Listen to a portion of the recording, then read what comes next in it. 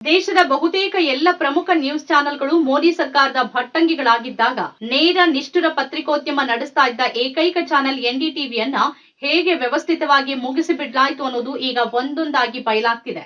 ಅದರಲ್ಲಿ ಒಂದು ಪ್ರಮುಖ ಅಂಶ ಎನ್ಡಿಟಿವಿ ಹಾಗೂ ಅದರ ಪ್ರಮೋಟರ್ಗಳ ವಿರುದ್ಧದ ಸಿಬಿಐ ಕೇಸು.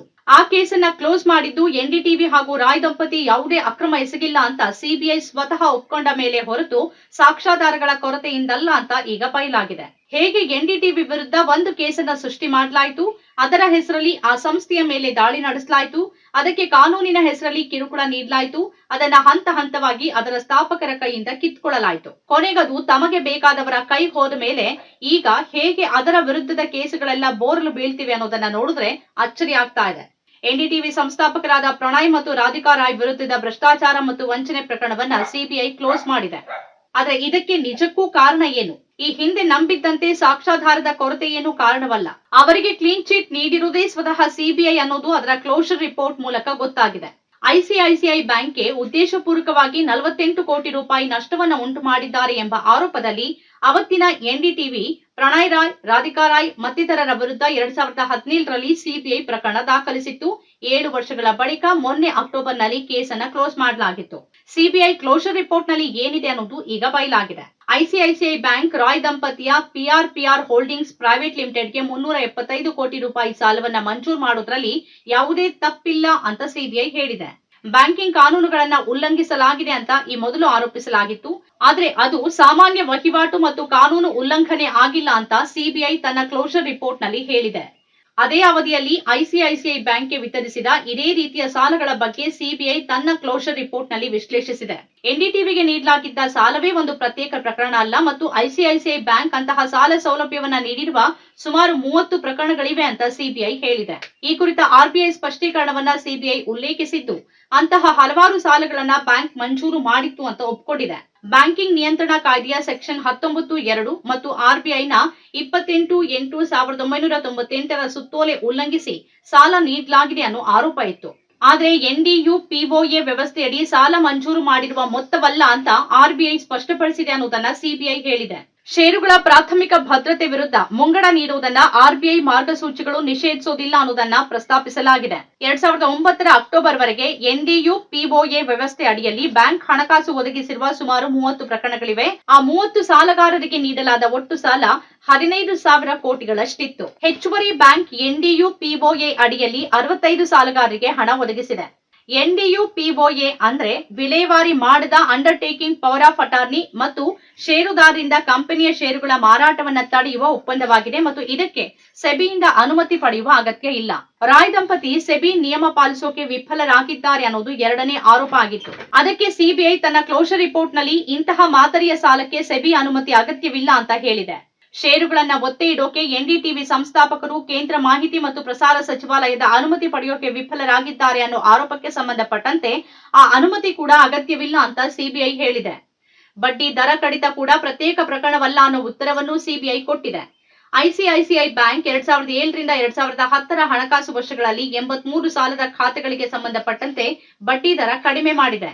ಬಡ್ಡಿ ದರ ಕಡಿಮೆ ಮಾಡಲಾಗಿದ್ದು ಪ್ರತ್ಯೇಕ ಪ್ರಕರಣವಲ್ಲ ಮತ್ತು ಐಸಿಐಸಿಐ ಬ್ಯಾಂಕ್ಗೆ ಮರುಪಾವತಿಗಾಗಿ ಪಿಆರ್ನ ಪ್ರಸ್ತಾಪ ಕೂಡ ಸಮ್ಮತಿ ಪಡೆದದ್ದೇ ಆಗಿತ್ತು ಅನ್ನೋದನ್ನ ಸಿಬಿಐ ಉಲ್ಲೇಖಿಸಿದೆ.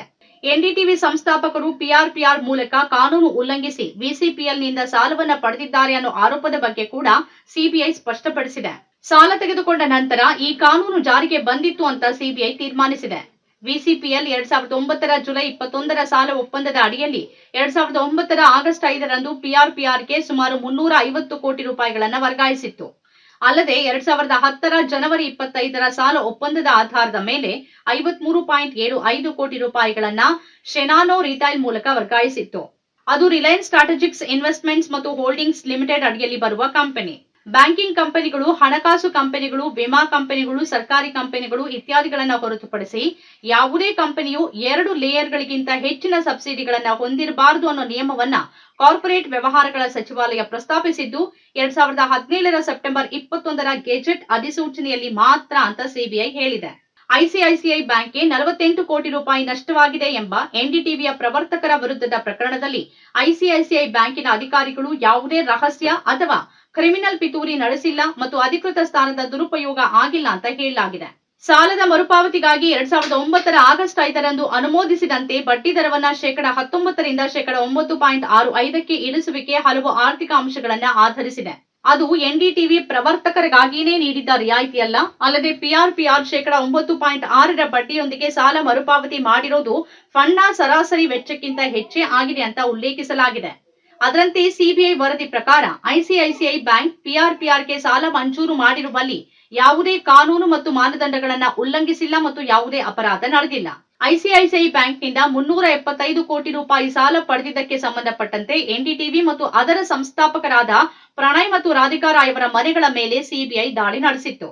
ಸಿಬಿಐ ದಾಳಿಯನ್ನ ಖಂಡಿಸಿ ಪತ್ರಕರ್ತರು ಮತ್ತು ವಿಪಕ್ಷಗಳು ಪ್ರತಿಭಟನೆ ನಡೆಸಿದ್ವು. ಸಿಬಿಐ ನಡೆಯನ್ನ ಪತ್ರಿಕಾ ಸ್ವಾತಂತ್ರ್ಯದ ಮೇಲಿನ ದಾಳಿ ಅಂತ ಟೀಕಿಸಲಾಗಿತ್ತು. ಸಿಬಿಐ ಪ್ರಕರಣ ದಾಖಲಿಸುವಾಗ ಒಂದು ಸಂಗತಿ ಅಚ್ಚರಿ ಮೂಡಿಸಿತ್ತು. ಯಾವ ಐಸಿಐಸಿಐ ಬ್ಯಾಂಕ್ಗೆ ನಷ್ಟವಾಗಿದೆ ಅಂತ ಸಿಬಿಐ ಆರೋಪಿಸಿ ಪ್ರಕರಣವನ್ನ ದಾಖಲಿಸಿತ್ತೋ ಆ ಐಸಿಐಸಿಐ ಬ್ಯಾಂಕ್ ತನ್ನದೇ ಆದ ಯಾವುದೇ ದೂರನ್ನು ದಾಖಲಿಸಿರಲಿಲ್ಲ. ಹಾಗಿದ್ದು ಈ ವಿಷಯದಲ್ಲಿ ಯಾರದ್ದೋ ಖಾಸಗಿ ದೂರನ್ನ ತೆಗೆದುಕೊಂಡು ಕೇಸ್ ದಾಖಲಿಸಿದ್ದು ಅನುಮಾನಕ್ಕೆ ಎಡೆ ಮಾಡಿಕೊಟ್ಟಿತ್ತು. ಸಿಬಿಐನ ಮಾಜಿ ಅಧಿಕಾರಿಗಳೇ ಈ ನಡೆಯ ಬಗ್ಗೆ ಗುಮಾನಿ ವ್ಯಕ್ತಪಡಿಸಿದ್ರು. ಆ ಸಮಯದಲ್ಲಿ ಎನ್ಡಿಟಿವಿ ಮೋದಿ ವಿರುದ್ಧ ಮಾತಾಡಬಲ್ಲ, ಮೋದಿ ಸರ್ಕಾರವನ್ನ ಟೀಕಿಸಬಲ್ಲ ದೇಶದ ಏಕೈಕ ಸುದ್ದಿ ವಾಹಿನಿಯಾಗಿ ಗಮನ ಸೆಳೆದಿತ್ತು. ಉಳಿದೆಲ್ಲ ವಾಹಿನಿಗಳು ಮಡಿಲ ಮೀಡಿಯಾಗಳಾಗಿ ಮೋದಿ ಭಜನೆ ಮಾಡ್ತಿದ್ದಾಗ ಎನ್ಡಿಟಿವಿ ದಿಟ್ಟ ಮಾಧ್ಯಮವಾಗಿ ನಿಂತಿತ್ತು. ಅದಾನಿ ಗ್ರೂಪ್ ಚಾನೆಲ್ ಅನ್ನ ಸ್ವಾಧೀನಪಡಿಸಿಕೊಳ್ಳೋಕೆ ಮುಂದಾದಾಗ 2022ರ ಕೊನೆಯಲ್ಲಿ ಸಿಬಿಐ ರಾಯ್ ದಂಪತಿಯನ್ನ ವಿಚಾರಣೆ ನಡೆಸಿತ್ತು. ಎನ್ಡಿಟಿವಿ ಕೂಡ ಅಂತ್ಯವಿಲ್ಲದ ಅದೇ ಹಳೆಯ ಸುಳ್ಳು ಆರೋಪಗಳ ನೆಪದಲ್ಲಿ ನೀಡುತ್ತಿರುವ ಸಂಘಟಿತ ಕಿರುಕುಳ ಅಂತ ಸಿಬಿಐ ನಡೆಯನ್ನ ಕಟು ಪದಗಳಲ್ಲಿ ಖಂಡಿಸಿತ್ತು. ಎನ್ಡಿಟಿವಿ ಮತ್ತು ಅದರ ಪ್ರವರ್ತಕರು ಬಹು ಏಜೆನ್ಸಿಗಳ ಈ ದಾಳಿಯ ವಿರುದ್ಧ ದಿಟ್ಟ ಹೋರಾಟ ನಡೆಸಲಿದೆ ಅಂತ ಚಾನೆಲ್ ಆಗ ಹೇಳಿಕೆ ನೀಡಿತ್ತು. ಭಾರತದಲ್ಲಿ ಪ್ರಜಾಪ್ರಭುತ್ವ ಮತ್ತು ಅಭಿವ್ಯಕ್ತಿ ಸ್ವಾತಂತ್ರ್ಯವನ್ನ ನಿರ್ಲಜ್ಜವಾಗಿ ದುರ್ಬಲಗೊಳಿಸುವ ಈ ಪ್ರಯತ್ನಗಳಿಗೆ ನಾವು ಬಲಿಯಾಗೋದಿಲ್ಲ. ದೇಶದ ಸ್ವಾಯತ್ತ ಸಂಸ್ಥೆಗಳನ್ನ ನಾಶ ಮಾಡೋಕೆ ಯತ್ನಿಸೋರಿಗೆ ನಾವು ಹೇಳೋದಿಷ್ಟೇ, ನಾವು ಅಂತಹ ಕೆಟ್ಟ ಶಕ್ತಿಗಳನ್ನ ಗೆಲ್ತೀವಿ ಅಂತ ಅವತ್ತು ಚಾನೆಲ್ ಹೇಳಿತ್ತು. ಅದಾದ ಬಳಿಕ ವ್ಯವಸ್ಥಿತವಾಗಿ ಅದಾನಿ ಸಮೂಹ ಎನ್ಡಿಟಿವಿಯನ್ನ ಸ್ವಾಧೀನಪಡಿಸಿಕೊಳ್ತು. 2022ರ ನವೆಂಬರ್ನಲ್ಲಿ ರಾಯ್ ದಂಪತಿ ಎನ್ಡಿಟಿವಿ ಆಡಳಿತ ಮಂಡಳಿಗೆ ರಾಜೀನಾಮೆ ನೀಡಿ ಹೊರಬರಬೇಕಾಯಿತು. ಎನ್ಡಿಟಿವಿಯನ್ನ ಮುಗಿಸೋ ಕೆಲಸ ದಿಢೀರನೆ ಆಗಿದ್ದೇನೂ ಆಗಿರ್ಲಿಲ್ಲ. ಹಂತ ಹಂತವಾಗಿನೇ ಅದನ್ನ ಮಾಡಿಕೊಂಡು ಬರಲಾಗಿತ್ತು.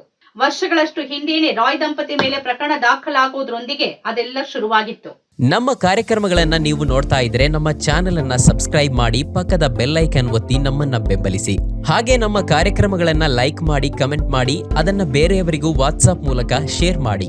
ನೀವು ಹೀಗೆ ಮಾಡಿದಾಗ ನಮ್ಮ ಚಾನೆಲ್ ಇನ್ನಷ್ಟು ಮತ್ತಷ್ಟು ಜನರಿಗೆ ತಲುಪಲು ನೀವು ನಮ್ಮೊಂದಿಗೆ ಸಹಕರಿಸಿದ ಹಾಗಾಗುತ್ತೆ. ಇದು ನೀವು ಯಾವುದೇ ಖರ್ಚಿಲ್ಲದೆ ಕೆಲವೇ ಸೆಕೆಂಡುಗಳಲ್ಲಿ ನೀಡಬಹುದಾದ ಸಹಕಾರ. ಧನ್ಯವಾದಗಳು.